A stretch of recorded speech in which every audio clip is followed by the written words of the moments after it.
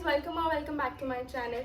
मुझे पता है आप लोग बायोलॉजी का वेट कर रहे थे कि कौन से इंपॉर्टेंट टॉपिक्स हैं, तो इस वीडियो में मैं दो चीज़ बताने वाली हूँ। पहली चीज़ है इनफैक्ट 2024 बायोलॉजी एनालिसिस और दूसरी चीज़ है इंपॉर्टेंट चैप्टर्स ऑफ बायोलॉजी। ठीक है, तो पहली चीज़ की हम बात करें तो वो है इनफैक्ट एनालिसिस ऑफ बायोलॉजी।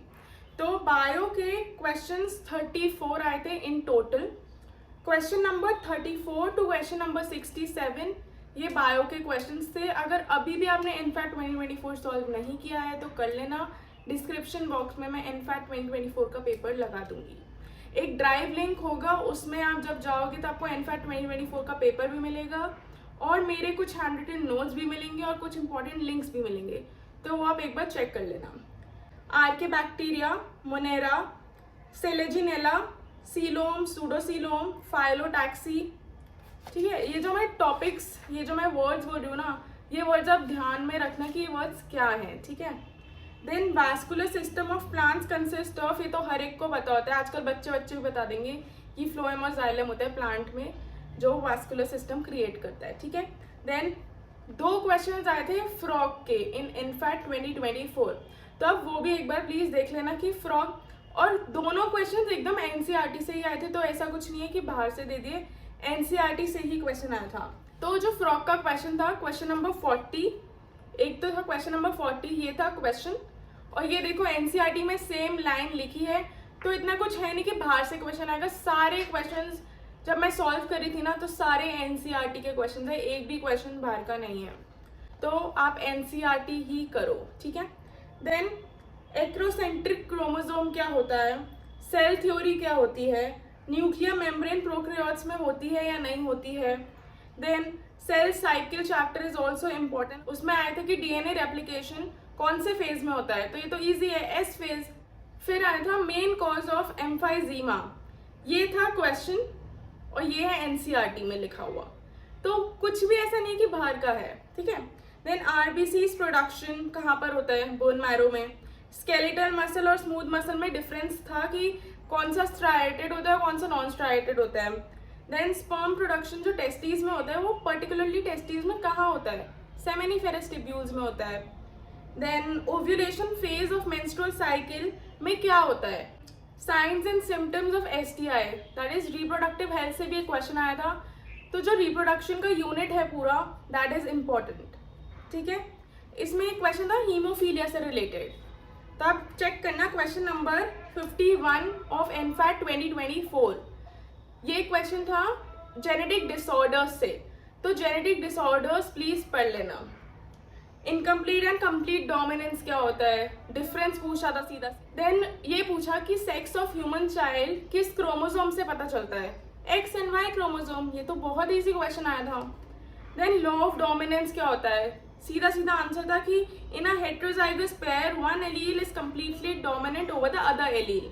ठीक है, then disease caused by protozoan कौन सी होती है, मलेरिया। देन अडैप्टिव रेडिएशन क्या होता है, brain size of homo erectus and Homo habilis में क्या डिफरेंस होता है, तो सीधा आंसर कि होमो इरेक्टस का ब्रेन साइज थोड़ा ज्यादा होता है होमो हैबिलिस से देखा जाए तो। देन इन्नेट इम्यूनिटी का एग्जाम्पल क्या होता है। Then benign and malignant tumour में क्या डिफरेंस होता है, मैलिग्नेंट में वो हर जगह फैल जाता है और जो बेनाइन ट्यूमर होता है वो एक लोकलाइज जगह पर ही होता है। What BOD indicates about pollution, जहाँ ज्यादा बीओडी होगा वहाँ ज्यादा पॉल्यूशन होगा, तो ये पता होना चाहिए। की फंक्शन ऑफ रिस्ट्रिक्शन एंजाइम्स क्या होता है, key components of PCR, PCR से रिलेटेड दो क्वेश्चंस आए थे लास्ट ईयर के पेपर में, question number 62 and question number 63। Then J shape population curve ecology से क्वेश्चन आ गया। Stratification refers to vertical distribution of different species in ecosystem. ठीक है, देन क्वेश्चन नंबर 66 देखो, biodiversity refers to variety of life at, answer इसका होगा all levels of biological classification. ठीक है, और ये सीधा एनसीईआरटी में यही लाइन लिखी हुई है, अगर आपने एनसीईआरटी को ध्यान से पढ़ा है आप सारे आंसर्स लगा पाओगे। Main function of skin in frogs, मैंने बताया था ना कि फ्रॉग के दो क्वेश्चन आए, तो एक था क्वेश्चन नंबर 40, देन एक है क्वेश्चन नंबर 67। तो main function of skin in frog क्या होता है, रेस्पिरेशन। जो मैंने टॉपिक्स बताए वो थे रिलेटेड टू इनफैक्ट 2024, इसी से क्वेश्चन आए थे। अब इसी के according I will tell you what are the important chapters. तो जो इम्पोर्टेंट चैप्टर्स मैं बता रही हूँ वो तो बहुत ही ज़्यादा इम्पोर्टेंट है, उसको बिल्कुल मत मिस करना। लेकिन जो दूसरे चैप्टर्स हैं उनको भी मिस मत करना, क्योंकि उनमें से भी क्वेश्चन उठ के आ सकता है। बस ये है कि जो मैं बता रही हूँ इम्पोर्टेंट, वो ज़्यादा अच्छे से कर लेना। तो let's move to important chapters of biology you should study for your एनफैट 2025। तो कुछ इंपॉर्टेंट चैप्टर्स हैं, जैसे कि सेल बहुत इंपॉर्टेंट है। सेल में 2 चैप्टर्स आते हैं जो सेल का यूनिट है। पहला आता है सेल का चैप्टर नॉर्मली, और एक दूसरा आता है सेल साइकिल। दोनों बहुत इंपॉर्टेंट है, कर लेना, दोनों में से क्वेश्चन आया था last year. Then living world, biological classification, ये भी बहुत इंपॉर्टेंट टॉपिक्स हैं। देन ह्यूमन फिजियोलॉजी के जितने भी 5 चैप्टर्स हैं वो बहुत अच्छे से कर लेना please.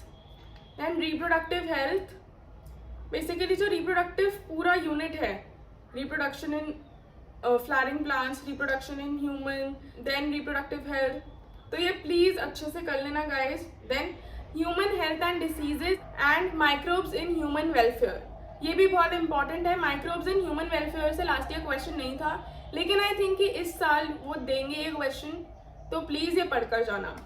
Then genetics is very very important. Last year के पेपर में 5 से 6 क्वेश्चन जेनेटिक्स से आए थे, जेनेटिक्स का पूरा यूनिट। देन बायोटेक्नोलॉजी, इकोसिस्टम और फ्रॉग भी पढ़ के जाना एनसीईआरटी से। फ्रॉग के भी लास्ट ईयर 2 क्वेश्चन थे, तो इस साल भी you can expect the question from frog. अब ये था इम्पॉर्टेंट, ठीक है, लेकिन प्लांट फिजियोलॉजी भी मुझे लगता है थोड़ा बहुत इम्पॉर्टेंट है, तो उसको भी मत छोड़ना। ऊपर से एक बार you should solve the question of plant physiology, मतलब जितने भी चैप्टर्स मैंने बताए हैं ना, सबके क्वेश्चन सॉल्व कर लेना। Now what should be your last minute strategy? I hope you might have your notes. I hope नहीं है तो आपको अब नोट्स नहीं बनाने हैं, ये प्लीज़ अब लिख लो, क्योंकि 10 से 15 दिन ही बचे फॉर योर पेपर, ठीक है। नोट्स मत बनाना, अब सिर्फ क्वेश्चंस प्रैक्टिस करना। जब क्वेश्चंस प्रैक्टिस करोगे तो आपको साथ से समझ आ जाएगा what the chapter is all about, ठीक है।